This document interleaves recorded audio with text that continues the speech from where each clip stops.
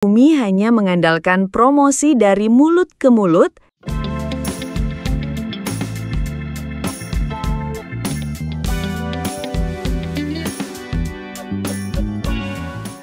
Assalamualaikum warahmatullahi wabarakatuh. Hai sobat ide jualan. Siapa bilang ibu rumah tangga biasa hanya bisa masak untuk keluarga?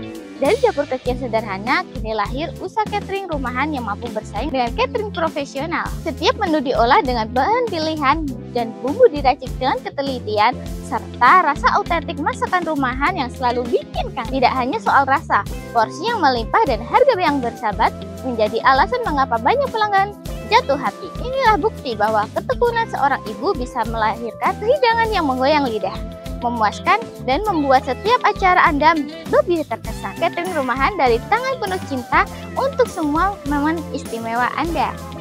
Usaha catering rumahan yang dijalankan oleh Ibu Umi bermula dari sebuah permintaan sederhana. Salah seorang saudara meminta beliau untuk menyiapkan lauk kebutuhan kantor. Hasil masakan yang lezat dan sesuai selera membuat banyak orang menyukainya.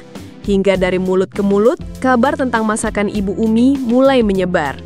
Berangkat dari pengalaman tersebut, beliau kemudian memberanikan diri membangun usaha catering rumahan. Berikut hasil wawancaranya.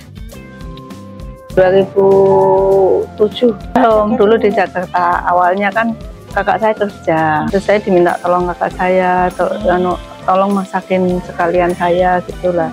Alhamdulillah teman-temannya ngikut Jakarta. Jadi misal ada yang kakak saya kan kerja dan masak nasi sendiri, kita ngirim lauknya aja, misalnya satu rumah untuk 5 orang, untuk 4 orang. Dulu kan sebelum itu saya jualnya peyek, arisan atau apa gitu, terus minta dibikinin some, apa soto, apa gitu ya. Dulu sering dapat pesanan gitu untuk acara arisan, untuk kalau orang non muslim mungkin yang nasi gudeg, nasi uduk gitu. Kalau di Jakarta sering ada acara gitu tuh. Ya tetap kadang ayam, kadang telur, kadang dibatasi. Cuman kalau ayam kita bikin misalnya mungkin ayam suwir, ayam crispy.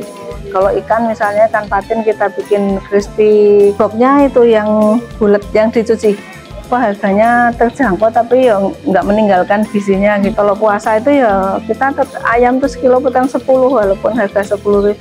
Ayam yang sekilo potong 10, mintanya kebanyakan paha kan kalau puasa itu mbak. Sampai sambal goreng tempe hampir full sebulan tuh. Karena ya saya nyari berkahnya aja lah.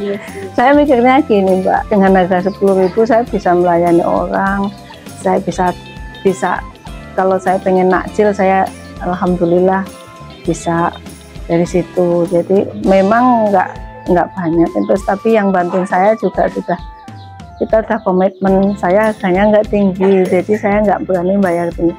Nggak apa-apa bu, kita yang penting dapat makan, dapat masukan, daripada kita bulan puasa juga nggak ada kerjaan gitu. Yang bantuin juga gitu ya, nggak mesti, kadang 10, kadang 15, kadang 20, ada yang 10.000, ada yang 15.000. Kalau untuk sekolah anak-anak cuma 8.000. Kalau untuk yang kantor itu kadang pakai buah, pakai kerupuk, kadang-kadang tergantung lauknya apa. Kalau lauknya udah agak ini ya nggak pakai buah, cuman kalau lauknya masih bisa di sekolah malah 8.000 tuh minta pakai buah mbak. Alhamdulillah sudah berjalan beberapa tahun, ada mungkin 4 tahunan. Yang sudah pernah itu alhamdulillah balik lagi. Pernah sehari 600 tapi saya nggak melayani sehari segitu, nggak bisa jaga rasa. Karena kayak nggak bisa megang semua kalau segitu. Karena kalau bulan puasa kan beda tuh mbak. Rata-rata kalau puasa itu enaknya itu di sekitar angka 350 ke bawah. Kalau kebanyakan yang satu saya tinggal ke sini, yang satu sudah. Karena kalau kayak kemarin bikin olah-olah, jadi yang saya tinggal meleng sedikit kematangan, di warnanya nggak bagus, terus harusnya cukup jadi nggak cukup gitu. Jadi kita pengalaman di situ. Kalau kebanyakan kadang nggak tega kan mau nolak, dan kita pengennya kalau bulan puasa kan ya bisa kerja, bisa ibadah yang lain. Kalau kebanyakan tuh nanti kita udah kecapean, nggak bisa gitu.